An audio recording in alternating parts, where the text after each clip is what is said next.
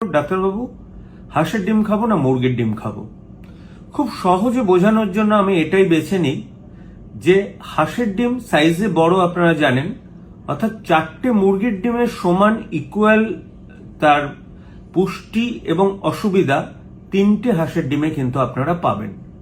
অর্থাৎ একটা হাঁসের ডিমে মুরগির ডিমের চেয়ে বেশি প্রোটিন পাওয়া যায়, যেমন কোলেস্টেরল এবং নুনের মাত্রাও কিন্তু হাঁসের ডিমে একটু বেশি থাকে।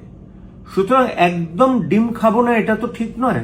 আমি আগেও বলেছি, যাদের হার্ট অ্যাটাক হয়ে গেছে, অ্যাঞ্জিওপ্লাস্টি হয়ে গেছে, তাদেরও এবং ডায়াবেটিক পেশেন্টদের তাদেরও কিন্তু ডিম সপ্তাহে 3টে মুরগির ডিম খেলে তাদের কোনো ক্ষতি হয় না এবং ডিমের সাদা অংশ তারা রোজই খেতে পারেন।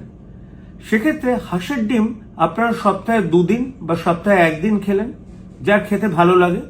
এবার দেখা যাক পুষ্টির ব্যাপারটা।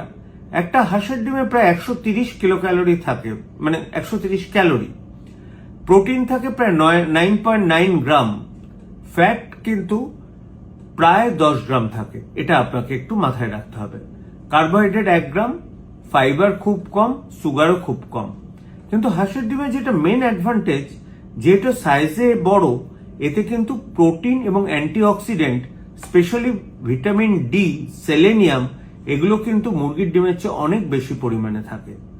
সুতরাং অবশ্যই আপনারা সপ্তাহে একটা করে হাঁসের ডিম খেতেই পারেন, কোনো অসুবিধা ছাড়া।